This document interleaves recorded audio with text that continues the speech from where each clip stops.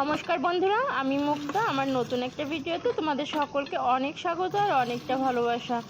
সকাল থেকে বসে আছি, ঝিমিয়ে যাচ্ছি। শুধু মনে হচ্ছে এই সময়টাতেও টুবি আমার কাছে ছিল, আমাদের বাড়িতে ছিল, এইসব মনে পড়ছে এই আর কি।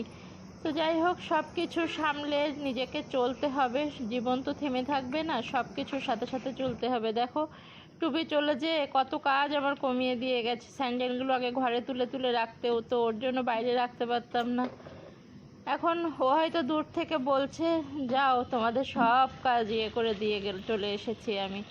স্যান্ডেলগুলো এখন বাইরেই রাখি। তো জল তুললাম, এখন রান্নার জোগাড় করতে হবে। সকালের খাওয়া দাওয়া বলতে মেয়ে তো স্কুলে চলে গেছে, মেয়ে না খেয়ে যায়নি। ও এখন অত সকালে খেতে চায় না, বলে আমাকে খাবারটা টিফিন বক্সে দিয়ে দিও, আমি 10টার নাগাদ খেয়ে নেব। 10টার সময় 15 মিনিটের জন্য একটা ব্রেক দেয়, ওই টাইমটাতে খেয়ে নেবে। তো পুঁই শাকটা আগেই কেটে রেখেছিলাম, তো এখন চলে এসেছে। এখন পুঁই শাকটা আর কি, শাকটাগুলো না বাইরে থেকেই ধুয়ে নিই, তা না হলে বেশ বালি বালি ভাব থাকে। আর দেখলে ট্যাপের অবস্থাটা কি। তো এটাও কিন্তু আমাদের টুবি রানীর স্মৃতি। দেখো, কামড়ে কামড়ে কত করেছে, তখন রাগ হতো, আর এখন এগুলো দেখলে কষ্ট হচ্ছে যে এগুলোই স্মৃতি হয়ে থাকবে। ট্যাপটাকে আমি চেঞ্জ করব না, থাক না, ওর মুখ দাঁতের ইয়েগুলো কামড়ে কামড়ে ওরকম করে দিয়েছে। নেই করে 2-3 বার করে ট্যাপগুলো চেঞ্জ করেছি, কিন্তু যখন দেখলাম না, যখনই নতুন লাগাই তখনই ওরকমটা করে, সেজন্য পরে যে আর চেঞ্জ করতাম না। দেখলাম কাজ তো আমার চলে যাচ্ছে। তো এই যে রান্নার জোগাড় শুরু করেছি। পুঁই শাক রান্না করব, পুঁই শাক আর কুমড়ো, মিষ্টি কুমড়ো দিয়ে পুঁই শাক চচ্চড়ি। আজকে আর চিংড়ি মাছ নেই, তো এমনি শুধু নিরামিষ করেই করব। পুঁই শাকটা না আমার ভীষণ প্রিয়। তো চিংড়ি মাছ থাকলে বেশি ভালো লাগে, কিন্তু কিছু করার নেই। তো কুমড়ো দেখেছো কতখানা কুমড়ো এনেছে। কুমড়োকে তোমার দাদাভাই একসময় খুব অবহেলা করতো, কুমড়ো বলতে আমাকে কুমড়ো দেবে না এইসব বলতো। আর এখন কুমড়োটা খেতেই তার বেশি হচ্ছে, মানে সফট হয়ে যায় তো রান্নার পরে। আলুটাও দাঁতে পড়লে ব্যথা করছে, আলুটাও খেতে পাচ্ছে না, যার জন্য কুমড়ো বেগুন এগুলো খেতে পারছে, এগুলো বেশি নরম হয় তো সেজন্য। তো আজকে রান্না হবে পুঁই শাক আর ডিমটাকেও সেদ্ধ করে নিয়েছি, গোটা ডিমের ডালনা।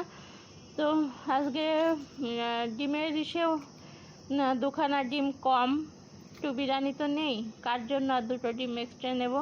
তো আমি আর মেয়ে দুবেলা খাই, কিন্তু তোমার দাদাভাই বা ওর জেঠুকে দুবেলা দেওয়া যায় না। তোমার দাদাভাই উঠে গেছে, তার খাবারের জোগাড় করে নিচ্ছি। তাকে যে রুটি ভিজিয়ে রেখে তারপর সেটাকে কলা আর চিনি দিয়ে মেখে দিই, সেটাই খাই পাতলা পাতলা করে। মানে কবে যে এর থেকে হবে, মানে সব দিক দিয়ে এমন একটা পরিস্থিতির মধ্যে দিয়ে আমি রয়েছি, ভিডিও কিছু করতে ইচ্ছা করছে না, কিছুই ভালো লাগছে না। তো এই তো খাবারটা রেডি, তাকে খাবার দিয়ে তারপরে রান্না বসাবো। আর তাকে খাবার দিতে দিতে তখনই মেয়েও চলে আসলো স্কুল থেকে। তো চলো খাবারটা দিয়ে আসি। আর ওর না মাথার মধ্যে ইদানিং ভীষণ চুল কাচ্ছে, তো ভাবলাম চল আজকে চুল টুল আসছে ভালো করে, তারপরে লেবু দিয়ে রাখি, তারপরে শ্যাম্পু করে দেবো। এসে খুব কাঁদছিল, বলছিল আজকে আর গেট খুললে কেউ আগিয়ে আসলো না মা। তো কি আর করা যাবে, ওর সামনে আমি আর মন খারাপ করি না, তাহলে ও আরও বেশি ভেঙে পড়বে। ও করছিল যে আমি যখন স্নান করতে যাই ওর বাটিগুলো আমি পরিষ্কার করে এসে যখনই বসি আমার কোলের মধ্যে এসে বসে। তো এইসবই বলছিল, ভীষণ কষ্টও হচ্ছিল। তো এই তো ওকে দিয়ে রেখেছি 1 ঘন্টা মতো মাথায় রেখে, তারপর শ্যাম্পু দিয়ে স্নান করিয়ে দেবো।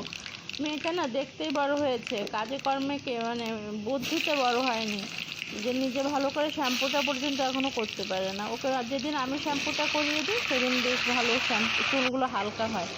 সেই তো পাঁচফোড়ন ফোড়ন দিয়ে কুমড়োগুলোকে ভালো করে ভাজা করে নিলাম, আর এগুলোকে ভাজা করে নিয়ে তারপর পুঁই শাকটা দিয়ে দেবো। আমার কিন্তু মিষ্টি কুমড়ো এমনি বেসন দিয়ে না, এমনি ভাজা করে বেশ পাতলা পাতলা করে নুন হলুদ মাখিয়ে যেমন বেগুন ভাজাটা করে না, ওভাবে বেগুন ভাজা দিয়ে ওরকম কুমড়ো ভাজা খেতেও আমার ভীষণ ভালো লাগে। আর অনেকখানা পুঁই শাক হয়ে গেছিলো, তারপরে তো দেখি যে কমতে কমতে বেশ একটুখানি হয়ে গেছে। আর ডিমের ঝোলটাও চাপিয়ে দিচ্ছি, ডিমে শুধু নুন মাখিয়ে রেখেছিলাম, আর এখন এই যে হলুদ তেলের উপর দিয়ে তারপর ডিমগুলোকে ভালো করে ভেজে নিচ্ছি। তেলের উপর হলুদ দিলে না কালারটা চারিদিকটাতে বেশ সুন্দর একরকম আসে, কালারটা বেশ সুন্দর হয় আর কি। মার কাছ থেকে শেখা এটা। আর আজকে সাইড থেকে 4খানা ফালি করে দিয়েছি, অন্যদিন যেমন মানে আড়াআড়ি করে করে দিই ওরকমটা না। তো পেঁয়াজ আর আলুটাকে হাফ সেদ্ধ করে নিয়েছি, নিয়ে তার মধ্যে মশলাগুলো দিয়ে দিলাম, জিরে, আদা, লঙ্কা, একটুখানি টমেটো পেস্ট এই দিলাম, দিয়ে তারপর ভালো করে কষিয়ে নিচ্ছি। আর ডিমের ঝোলটাও হয়ে গেছে। আর এই যে এখন ভাতটাকে চাপিয়ে দেব।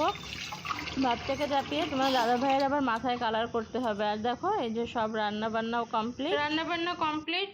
এটা হলো গতকালকের টকের ডাল, আর এ হলো ডিমের ঝোল। ভাসুরের খাওয়া হয়ে গেছে, সেজন্য এখন 5খানা ডিম দেখতে পাচ্ছ।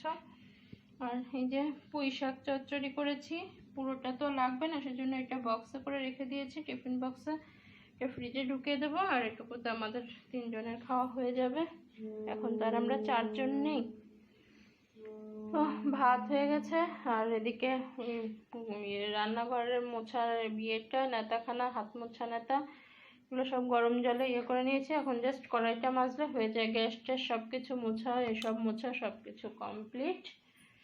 আর এই যে বাসনও মাজা হয়ে গেছে, সব কিছু পরিষ্কার। ব্যাস, রবিবার ছিল মাদার্স ডে, তো সেদিন তো কোনো প্রকার ভিডিও করিনি। আর গতকালকেও ভিডিও করার মতো কোনো সিচুয়েশান ছিল না। তো তোমাদের সঙ্গে এই জিনিসটা শেয়ার করি।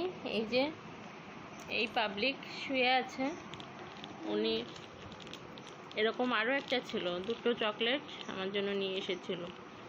জিনিসটা ছোট হলেও গিফট কখনো ছোট আর বড় দিয়ে বিচার হয় না। তারপরেও এটা আমার কাছে অনেক অনেক বড় পাওনা। আমি তো এটুকু আমার মাকে দিতে পারছি না, তাহলে বলো তো এটা কেন? 1 টাকার একটা ক্যান্ডি এনে দিলেও আমি তাতেও অনেক খুশি। কিছু না দিলেও গলা জড়িয়ে ধরে আদর করলেই আমি অনেক খুশি।